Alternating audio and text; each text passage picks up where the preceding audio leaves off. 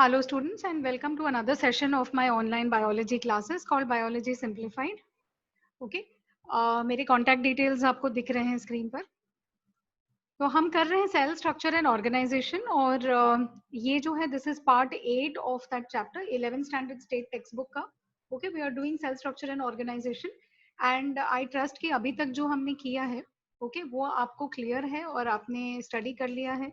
ये topic important है as I said board point of view से भी, सो प्लीज कंटिन्यूअसली स्टडी कीजिएगा. Alright, all those of you जो कंटिन्यूअसली मेरे वीडियोस को देख रहे हैं और सब्सक्राइब कर रहे हैं, thank you very much. Please continue to subscribe. Alright, bell icon अगर आप प्रेस करेंगे तो मैं जब भी नया वीडियो अपलोड करूंगी आपको तुरंत उसका नोटिफिकेशन जो है वो आ जाएगा. ओके, अगर आपको कंटेंट अच्छा लगता है तो इसको प्लीज मैक्सिमली शेयर कीजिए. मुझे बहुत सारे स्टूडेंट्स ने पर्सनली कॉल करके थैंक किया है, थैंक यू वेरी मच आपके एनकरेजमेंट के लिए. प्लीज ये एनकरेजमेंट कंटिन्यूअस रखिएगा और सब्सक्राइब करना मत भूलिएगा. ओके, सो दैट मेरे अगर चैनल की पॉपुलैरिटी इंक्रीज होती है तो I can do a lot more content. Thank you very much. और अब कंटिन्यू करते हैं. ओके, तो लास्ट टाइम हमने लाइजोसोम्स पर स्टॉप किया था. So let's continue with the next organelle. हम यूकैरियोटिक सेल सिस्टम डिस्कस कर रहे हैं, right? So let's continue with the next organelle which is lysosomes. Lysosome क्या है? ओके, लाइसोसोम को कई बार जब ये लोअर क्लासेस में पढ़ाया जाता है तो एक बड़ा ही डिफरेंट तरीके का नाम दिया जाता है टू अ लाइसोसोम, है ना. We call them the suicide bags, correct. So as if जब सेल को सुसाइड करना है या खुद को मार देना है तो वो लाइसोसोम का जो है प्रयोग कर सकता है, करेक्ट. सो ये बड़ा ही अजीब सा नाम क्यों पड़ता है ये देखते हैं. Why they are called suicide bags, correct. तो लाइसोसोम को हम कंसिडर कर सकते हैं. देखिए वर्ड, देखिए क्या यूज किया है, dismantling and restructuring units of a cell. Dismantling का मतलब होता है किसी चीज को ब्रेक करना, तोड़ना या अलग अलग भागों में सेपरेट करना, हाँ, अलग करना किसी चीज को, डिसमेंटलिंग. रीस्ट्रक्चरिंग मतलब किसी चीज को नए तौर से बनाना. फॉर एग्जाम्पल, ओके, आपने से एक प्रोटीन मॉलिक्यूल बनाया है. मैं आपको एक बहुत सिंपल एग्जांपल दे रही हूँ. ओके, सो अभी के टाइम पे सेल को एक पर्टिकुलर एंजाइम की जरूरत है. तो एंजाइम तो प्रोटीन है ना. तो सेल उस प्रोटीन को बना लेता है, अमाइनो एसिड्स को फटाफट जोड़ करके वो अपना एक एंजाइम मॉलिक्यूल तैयार करता है. उस एंजाइम को वो पर्टिकुलर केमिकल रिएक्शन में यूटिलाइज कर लेता है. अच्छा, अब रिएक्शन खत्म हो गया, अभी उस एंजाइम की समझिए अभी फिलहाल जरूरत नहीं है, सेल का काम हो गया. तो वो एंजाइम को क्या करेगा सेल, है ना, वो तो बन गया है. तो अभी या तो ये ऑप्शन है कि पूरे के पूरे एंजाइम को फेंक दिया जाए तो ऑल द अमाइनो एसिड्स भी चले जाएंगे, इतना सारा एनर्जी यूटिलाइज हो गया एंजाइम बनाने में, वो सब एक तरीके से वेस्ट हो गया. तो अभी सेल क्या करता है ना, उसको डिसमेंटल करता है. उस एंजाइम को डिसमेंटल का क्या मतलब बताया था मैंने, ब्रेक डाउन. सो जो एंजाइम प्रोटीन एंजाइम है जो अमाइनो एसिड से बना हुआ है, उस प्रोटीन को हम ब्रेक डाउन करते हैं into the smaller parts, right. So that is dismantling. तो हमने सारे अमाइनो एसिड्स को निकाल दिया, डिसमेंटल कर दिया. फिर क्या करेंगे, अच्छा सेल को तो दूसरे प्रोटीन की भी जरूरत है. वही अमाइनो एसिड्स यूज करके सेल सेकेंड टाइम ओके दूसरा प्रोटीन बना लेता है. इसको हम क्या बोलेंगे, रीस्ट्रक्चरिंग. तो सेल ने क्या किया, पुराने प्रोटीन को डिसमेंटल किया और उसके पार्ट्स को यूज करके उनको रीस्ट्रक्चर करके एक नया मॉलिक्यूल तैयार कर दिया. एंड ये सब चीजों में ओके मदद किसकी लगती है, लाइसोसोम की, करेक्ट है. तो नाउ यू कैन अंडरस्टैंड कि एक सेल के एफिशिएंट फंक्शनिंग के लिए, है ना, अच्छे से वो काम कर सके, उसके लिए लाइसोसोम देखिए कितना इंपॉर्टेंट है. अब इसका जरा डिस्क्रिप्शन कर लेते हैं. ये यूनिट मेम्ब्रेन बाउंड या सिंगल मेम्ब्रेन बाउंड वेसिकल है, ओके, जिसके अंदर क्या है, पावरफुल हाइड्रोलाइटिक एंजाइम्स होते हैं. हाइड्रोलाइसिस मतलब पानी की मॉलिक्यूल को यूज करके जब बॉन्ड ब्रेक किया जाता है, दैट रिएक्शन को हम हाइड्रोलाइसिस रिएक्शन बोलते हैं. और जो एंजाइम्स सेल में हाइड्रोलाइसिस के रिएक्शंस को कैटेलाइज करते हैं, ऐसे एंजाइम्स को हम बोल देते हैं हाइड्रोलाइटिक एंजाइम्स, करेक्ट है. तो लाइसोसोम क्या है, एक छोटा सा पाउच है, बैग है, हाँ, छोटा सा स्फेरिकल एक वेसिकल है जो सिंगल यूनिट मेम्ब्रेन से बाउंड रहता है. There is just one membrane, उसके अंदर होते हैं बहुत सारे हाइड्रोलाइटिक एंजाइम्स. और ये हाइड्रोलाइटिक एंजाइम्स क्या करते हैं, है ना, ये एंजाइम्स यूकैरियोटिक सेल्स यूज करते हैं चीजों को डाइजेस्ट करने में या बड़े माइक्रोमोलिक्यूल्स को छोटे छोटे टुकड़ों में ब्रेक डाउन करने के लिए फॉर डिसमेंटलिंग। तो जो एग्जाम्पल मैंने आपको दिया है ना, जैसे आपको प्रोटीन को ब्रेक डाउन करना है छोटे छोटे अमाइनो एसिड्स में, तो आपको किस तरीके के एंजाइम्स लगेंगे? प्रोटीएजेस जो प्रोटीन्स को ब्रेक डाउन करते हैं, पेप्टिडेजेस जो पेप्टाइड बॉन्ड्स को ब्रेक डाउन करते हैं। करेक्ट है? दीज आर सम एग्जाम्पल्स जो मैं नाम ले रही हूँ एंजाइम्स के।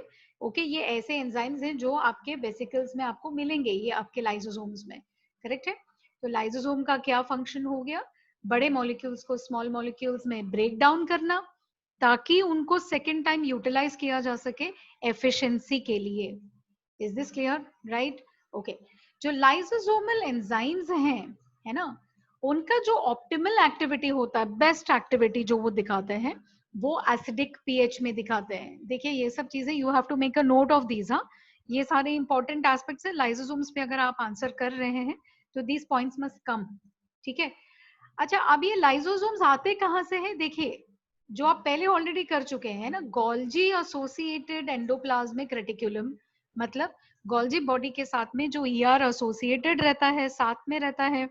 ओके, दोनों की फंक्शनिंग्स एक साथ में टैंडमाइज होते हैं। राइट? वहां से आते हैं आपके ये छोटे छोटे वेसिकल्स जिनको हमने नाम दिया है लाइसोसोम्स। करेक्ट है? Is this much clear? Right? So it is pretty simple. Okay, it's pretty simple. अभी एक लिस्ट देख लेते हैं लाइसोसोमल एंजाइम्स की। ये एंजाइम्स आपको स्टूडेंट्स याद होना चाहिए from point of view of NEET as well. Okay, तो इसमें सारे तरीके के हाइड्रोलेजेस आ गए। फॉर एग्जांपल अमाइलेज हो गया, प्रोटीएजेस हो गए, लाइपेजेस हो गए।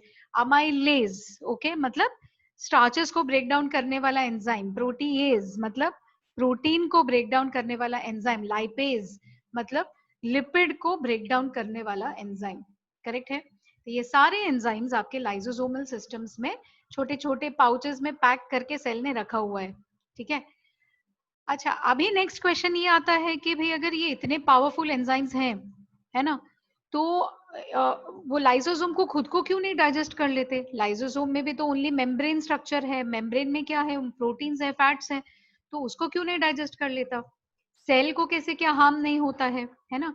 सो उसके लिए भी एक जो है स्ट्रैटेजी है सेल की। सेल ने क्या किया हुआ है, ये जितने भी एंजाइम्स है ना, ये इनएक्टिवेटेड सेल में है, इनएक्टिवेटेड कंडीशन में है। तो जैसे अगर लाइसोसोम में एंजाइम बन गया, डजंट मीन कि वो एंजाइम इमीडिएटली रिएक्शन करना शुरू कर देगा। नहीं, वो इनएक्टिवेटेड स्टेट में है और वो ओनली तब एक्टिवेट होगा ओके जब ये लाइसोसोम किसी और चीज के साथ में या किसी और ऑर्गेनेल के साथ में ओके फ्यूज होगा। दोनों जब एक लाइसोसोम और दूसरा ऑर्गेनेल जब आपस में ऐसे फ्यूज हो जाएंगे, चिपक जाएंगे और दोनों कंबाइन होके ओके एक अलग सा हाइब्रिड स्ट्रक्चर बनाते हैं, उसको हम बोलते हैं हाइब्रिड स्ट्रक्चर। तो जब हाइब्रिड स्ट्रक्चर बनेगा ना, ओनली दैट टाइम इसके अंदर का जो इनएक्टिव एंजाइम है ये एक्टिवेट होगा। Do you understand? देखिए कितना ब्यूटीफुल स्ट्रैटेजी है सेल का, है ना? तो इट इज लाइक कि वो सेल एक्चुअली एक बहुत ही डेंजरस जैसे कि गन या आर्मामेंट अपने साथ में कैरी कर रहा है, लेकिन वो इनएक्टिव स्टेट में रहता है जब तक कि वो लाइसोसोम दूसरे किसी ऑर्गेनेल के साथ फ्यूज होके एक नया हाइब्रिड स्ट्रक्चर नहीं बनाता है ओके तभी तक दीज एंजाइम्स आर इनएक्टिव। जब हाइब्रिड स्ट्रक्चर बन गया तब एंजाइम फ्यूज हो गया। करेक्ट है? तब एंजाइम एक्टिवेट हो गया और फिर जो है ब्रेकडाउन का या हाइड्रोलाइसिस का प्रोसेस शुरू होगा। करेक्ट है? Is this making sense? Okay. अब एक्शन ऑफ एंजाइम्स खत्म होने के बाद, ठीक है, तो जो भी आपको ब्रेक डाउन करना था वगैरह वो सब हाइड्रोलाइसिस रिएक्शंस खत्म हो गया। उसके बाद क्या होता है? लाइसोसोम जो है वो पहले स्मॉल पीसेस में ब्रेक होके खत्म हो जाएगा, फिर वो वापस से रीफॉर्म होगा। Another lysosome will be again formed and it will be reused. So देखिए सेल कितना समझदार है एक तरीके से। Okay, everything that is made is reused after it is broken down. Okay, recycling, reusing, stoppage of wastage, it's a very very highly बोलते हैं efficient system है। ओके, जिस तरीके से सेल अपने ऑर्गेनेल्स को यूटिलाइज करता है। करेक्ट है? अब देखिए लाइसोसोम्स के कई सारे स्ट्रक्चरल फॉर्म्स होते हैं एक ही सेल के अंदर, है ना? ये इन्होंने लाइसोसोम का स्ट्रक्चर दिखाया हुआ है आपको, राइट? तो ये बाहर जो है ये सिंगल मेम्ब्रेन है ना, ये सिंगल वॉल मेम्ब्रेन यहाँ बोला गया है, तो आप इसको कंफ्यूज मत होइए। वॉल यहाँ पे सेल वॉल नहीं है, okay, it is a cell, it's a membrane only, कोई हार्ड स्ट्रक्चर नहीं है, करेक्ट है। एक सिंगल यूनिट मेम्ब्रेन स्ट्रक्चर है, जो फ्लूइड मोज़ेक मॉडल आपने सेल मेम्ब्रेन के लिए पढ़ा, मैंने आपको बताया था हर जगह पे सेल में जहां पर भी मेम्ब्रेन स्ट्रक्चर है वो उसी स्ट्रक्चर को फॉलो करेगा, करेक्ट है। फिर इसके अंदर आ गए आपके एंजाइमेटिक कॉम्प्लेक्सेस, राइट, और ये आपको लाइसोसोम्स जो है ये दिखाए गए हैं, ईआर से ट्रांसपोर्ट वेसिकल एक्सेट्रा। इसको हम जरा आते हैं इस डायग्राम पे, पहले हम इसका डिस्क्रिप्शन पढ़ लेते हैं, करेक्ट है। सो वी वर सेइंग कि लाइसोसोम्स जो है ये कई डिफरेंट टाइप्स या कई डिफरेंट फॉर्म्स में एग्जिस्ट करते हैं, है ना, एक ही सेल के अंदर। तो we call them polymorphic. Polymorphic मतलब बहुत सारे अलग अलग फॉर्म्स।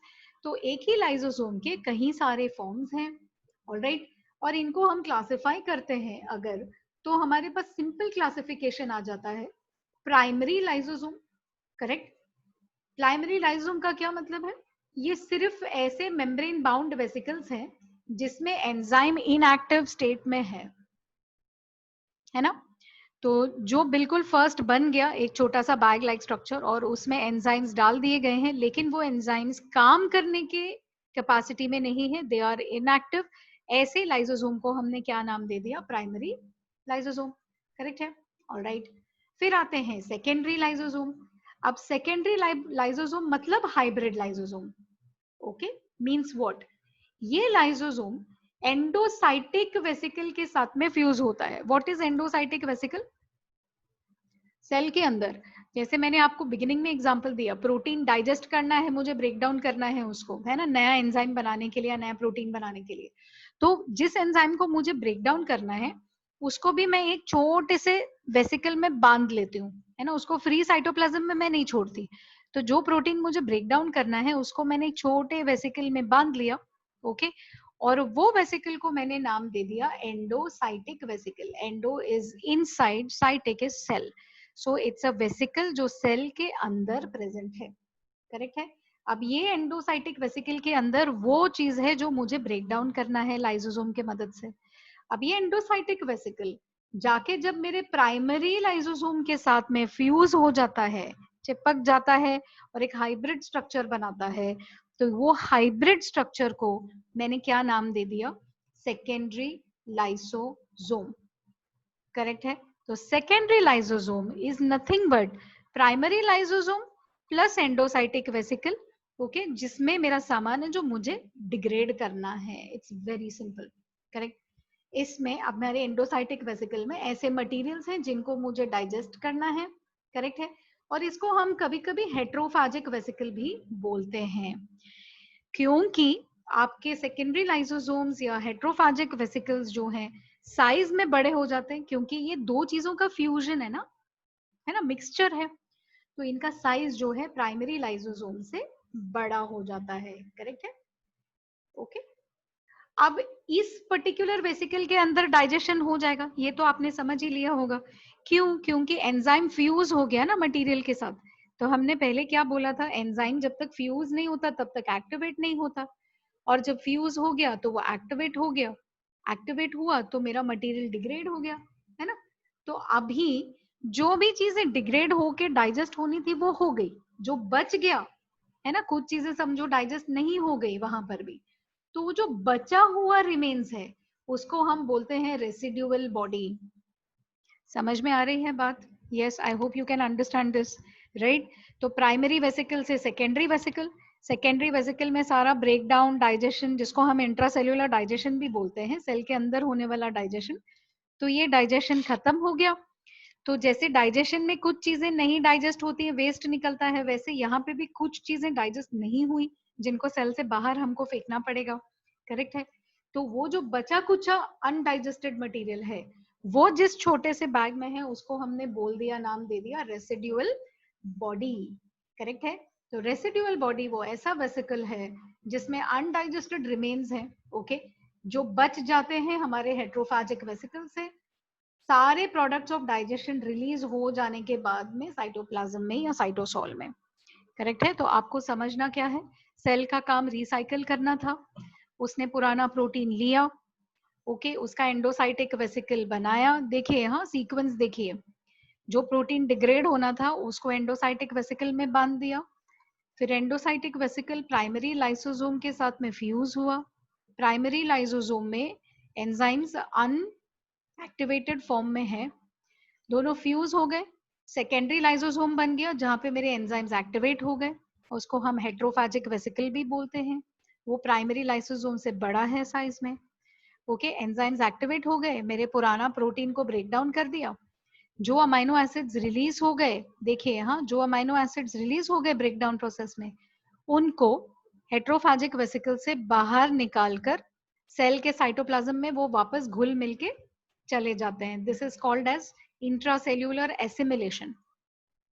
डाइजेशन हुआ, एसिमिलेशन हो गया, जो चीजें मेरे सेकेंडरी लाइसोसोम या हेट्रोफैजिक वेसिकल में डाइजेस्ट नहीं हुए, वो अनवांटेड जो वेस्ट है, okay, that will now come out through the residual body. Correct है? सो रेसिड्यूअल बॉडी वो final type of lysosomal vesicle है, लास्ट टाइप, जिसमें अनडाइजेस्टेड मटेरियल है, यूजलेस मटेरियल है सेल के लिए, ओके, वो दैट इज रेसिड्यूअल बॉडी, है ना? I hope that is understandable to you. अगर आपको प्रोसेस समझ में आ गया, करेक्ट है, तो लाइसोसोम्स जो हैं उनका फंक्शन समझना इजी है कि ये ऐसे वेसिकल्स हैं जो डाइजेशन करते हैं सेल्स के अंदर, राइट? और वो डाइजेशन किसी भी तरीके का हो सकता है, वो रिस्ट्रक्चरिंग वाला डाइजेशन हो सकता है जो मैंने अभी आपको बताया, एक प्रोटीन से दूसरा प्रोटीन, वो ऐसा डाइजेशन हो सकता है जो कि एक डैमेज्ड सेल ऑर्गेनेल के साथ में किया जाए, है ना? जैसे फॉर एग्जांपल समझो क्लोरोप्लास्ट है, वो डैमेज हो गया है, बहुत यूज हो गया है, पुराना हो गया, अभी नया क्लोरोप्लास्ट बनाना है, तो पुराने वाले को डाइजेशन के लिए कहाँ भेजेंगे? लाइसोसोम के पास भेजेंगे। माइटोकॉन्ड्रियन थोड़ा सा यूज हो गया है, खराब हो गया है, वेर एंड टेयर हो गई, कहाँ भेजेंगे उसको? We'll send it to the lysosome, है ना? और क्योंकि लाइसोसोम्स अपने ही सेल के अंदर के ऑर्गेनेल्स को डाइजेस्ट करने की कैपेसिटी रखता है, तो उनका नाम पड़ जाता है ऑटोफैजिक वेसिकल्स। ऑटो मतलब सेल्फ, फैजिक मतलब खाना, खुद को खाना, that's what it means, right? So खुद को खाना, जिसको हम लूजली ट्रांसलेट करें तो हो जाता है सुसाइड बैग, है ना? So I finish the story about why it is called suicide bag, correct? तो एक ऑटोफैजिक वेसिकल एसेंशियली क्या है? इसमें लाइसोसोम है, ओके, जिसमें पुराना थका हुआ, खराब हुआ जो सेल ऑर्गेनेल है या कोई ऑर्गेनिक मॉलिक्यूल है, जैसे कि प्रोटीन जिसको आपको रिसाइकल करना है, वो लाइसोसोम के साथ में जब फ्यूज हो जाता है, वो सेल के खुद का जो मटेरियल है जब लाइसोसोम के साथ फ्यूज हो जाता है, तो हम उसको क्या नाम दे देते हैं? We call it the autophagic vesicle, है ना? हर एक टर्म पे बिल्कुल आपको ध्यान दे के स्टडी करना है इसमें, राइट? ओके, हर हफ्ते एक ह्यूमन बीइंग में, करेक्ट, अगर हम इंसानी लिवर का सेल लेते हैं, if you take a hepatocyte which is a in liver का सेल, उसमें क्या होता है? आधे से ज्यादा उसके अंदर के मैक्रोमोलिक्यूल्स, मतलब उसके अंदर के लिपिड्स, उसके प्रोटीन्स, उसके दूसरे मैक्रोमोलिक्यूल्स, हर हफ्ते में 50% मैक्रोमोलिक्यूल्स इसके रिसाइकल होते हैं, and this recycling is done with the help of the lysosomes. Correct है? तो लाइसोसोम्स को हम क्या बोलते हैं? ये intracellular as well as extracellular digestion में मदद करते हैं, प्लीज नोट दिस, है ना? इंट्रासेल्यूलर डाइजेशन जो है ये ऑटोफैजिक वेसिकल्स के द्वारा होता है, ओके, या तो जो सेकेंडरी लाइसोसोम्स होते हैं उनके थ्रू होता है, ऑलराइट, जिसमें फॉरेन मटेरियल्स होते हैं प्रोसेसिंग के लिए, जैसे फॉर एग्जांपल अपने छोटे में अमीबा में फूड वैक्यूल पढ़ा है ना? यस, सब लोगों ने पढ़ा है, करेक्ट है? तो उसके अंदर आपने एक्चुअली क्या स्टडी किया? वो लाइसोसोमल ही तो सिस्टम है ना? तो हमारे ब्लड में हमारे पास अमीबा जैसे डिफेंसिव सेल्स हैं जिनको हम मैक्रोफाजेस बोलते हैं। व्हाइट ब्लड सेल्स के एक प्रकार के सेल्स ऐसे होते हैं जो अमीबा जैसे बिहेव करते हैं। वो आपके पूरे ब्लड में, बॉडी में जो फॉरेन एंटीजेंस है या कोई भी अगर अनवांटेड मटेरियल है तो उसको पकड़ के खा के खत्म कर लेता है।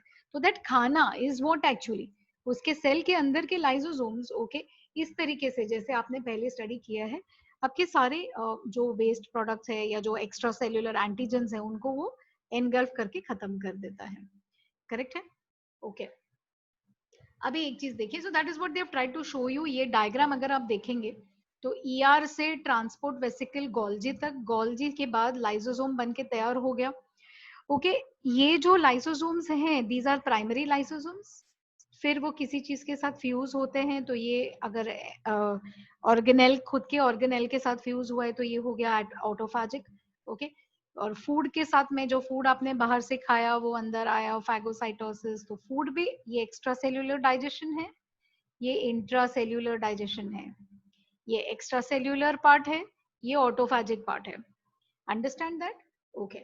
अब इसमें एक छोटा नोट आपको दिया है कि लाइसोसोम के एंजाइम्स अपने खुद के ही मेम्ब्रेन के प्रोटीन्स वगैरह को नहीं खाते हैं। इसके कई सारे रीजंस हैं कि एंजाइम्स इनएक्टिवेटेड फॉर्म में रहते हैं, और जो प्रोटीन्स हैं उनके सेल मेम्ब्रेन में वो कुछ ऐसे तरीके से बनाए गए हैं, they have been structured in such a way कि एंजाइम्स उनके ऊपर एक्ट नहीं करते हैं। तो you know there is lot of strategy. अब एक्सीडेंटली अगर गलती से ओके लाइसोसोमल एंजाइम अगर रिलीज हो भी जाता है सेल के अंदर, तो सेल को ज्यादातर हार्म नहीं होगा। क्यों? क्योंकि सेल जो है ओके उसका पीएच न्यूट्रल रहता है। न्यूट्रल मतलब अराउंड 7 to 7.4 के बीच में। और हमने लाइसोसोमल एंजाइम्स के बारे में क्या पढ़ा है कि उनका मैक्सिमल वर्किंग कब होता है? जब वो एसिडिक होते हैं, है ना। तो जब भी आप न्यूट्रल में उनको रिलीज करेंगे तो उनका काम जो है वो इतना प्रॉपरली ब्रेकडाउन वो नहीं कर पाएंगे, तो वो सेल को नुकसान नहीं पहुंचाते हैं। अगर लाइसोसोमल एंजाइम्स के प्रोडक्शन में या सिक्रीशन में कोई कमी आ जाए, इनसफिशिएंसी मतलब कमी, है ना, तो कुछ फिर ऐसे डिसऑर्डर्स होते हैं या बीमारियां होती हैं जो जेनेटिक होती हैं। ओके, ये generally it is something that you are born with, पैदाइशी ये ऐसे जेनेटिक डिसऑर्डर्स हैं। तो उसमें ना ऐसा एक डिजीज है जिसको बोलते हैं टे सैक्स डिजीज। ओके, टे सैक्स में क्या होता है? लाइपेज एंजाइम की कमी की वजह से ओके ब्रेन जो है वो अपने अंदर के फैट डिपोजिशन को खत्म नहीं कर पाता है। तो ब्रेन में फैट अक्यूमुलेट होता है, बढ़ता रहता है बढ़ता रहता है, और फिर वो न्यूरल टिश्यूज को डैमेज करता है। दिस इज नोन एज टे सैक्स डिजीज, और ये एक जेनेटिक प्रॉब्लम है okay which occurs due to the lysosomal problems. Extra cellular digestion कैसे होता है? लाइसोजाइमल एंजाइम्स जो हैं इनको सेल के बाहर रिलीज किया जाता है। फॉर एग्जांपल जैसे ह्यूमन स्पर्म है, करेक्ट है, ये ह्यूमन स्पर्म जो है उसके जो मेन हेड लाइक स्ट्रक्चर है उसमें एक कैप होता है, that is called the acrosome. Acrosome क्या है? एक मॉडिफाइड लाइसोसोम है, इसको नोट कीजिए कहीं। एक्रोसोम एक मॉडिफाइड लाइसोसोम है जिसमें कई सारे एंजाइम्स है, जिसका one of the major enzymes वो है which is called the hyaluronidase. Hyaluronidase की मदद से स्पर्म ह्यूमन एग के लेयर्स को ब्रेक डाउन करके अंदर एंटर कर सकता है। ओके, और फिर फर्टिलाइजेशन के प्रोसेस को कंप्लीट कर सकता है। Okay, so this is what is explained here. जब मेटामॉर्फोसिस होता है, ओके, फॉर एग्जाम्पल एक जैसे आपके फ्रॉग्स होते हैं ना, टैडपोल से फ्रॉग बनने का जो प्रोसेस है दैट इज मेटामॉर्फोसिस। तो वहां पे लाइसोजाइमल एंजाइम्स जो हैं ओके जो आपके यूजलेस ऑर्गन्स हो गए हैं, अभी जैसे टैडपोल है उसका ऑर्गन फ्रॉग में तो यूज नहीं हो सकेगा, तो उसके ऑर्गन के टिश्यूज को ब्रेक डाउन करके नया फ्रॉग का ऑर्गन और उसका टिश्यूज बनाने में ओके आपके लाइसोसोमल एंजाइम्स जो हैं ये मदद करते हैं। रिडंडेंट मतलब यूजलेस ऑर्गन्स, करेक्ट। और this can also help in destruction of malignant sales. Malignant sales मतलब कैंसर सेल्स, मेलाइन मतलब कैंसर। ओके, सो कैंसरस सेल्स को मारने में भी ओके कई बार लाइसोसोमल एंजाइम्स की मदद लिया जाता है। हमारे सेल्स में कुछ ऐसे, सॉरी हमारे बॉडी में ब्लड में कुछ ऐसे स्पेशलाइज्ड डब्ल्यूबीसीज हैं which are called the T lymphocytes. Okay, और ये जो टी लिम्फोसाइट्स हैं, ये टी लिम्फोसाइट्स वायरसेस और कैंसरस सेल्स से फाइट करने में मदद करते हैं। ओके, तो जो कैंसरस सेल्स को ब्रेक डाउन करना है that happens with the help of lysosomes which are present in the T lymphocytes. Correct है? Okay. So I hope that this part is absolutely clear to you. हमने यहाँ पे lysosomal material जो है इसको खत्म कर लिया है. Okay. We will deal with vacuoles in the next session. Okay. Thank you very much for watching. Please do not forget to subscribe. Bell icon दबा दीजिए, प्लीज सब्सक्राइब कीजिए, और जैसे आप कर रहे हैं चैनल को शेयर करते रहिए। ओके, सो दैट मैक्सिमल आपके फ्रेंड्स को और सबको मदद मिल सके। जैसे मैंने पहले भी कहा है, अगर आपको कोई भी बोर्ड या किसी भी सब्जेक्ट बायो के रिलेटेड आपको कोई भी कंटेंट अगर चाहिए है, तो आप मुझे डायरेक्टली कांटेक्ट कर सकते हैं, ऑलराइट। या तो फिर आप कमेंट सेक्शन में कमेंट भी ड्रॉप कर सकते हैं, and I will definitely try to do that content. Thank you very much students, and keep studying.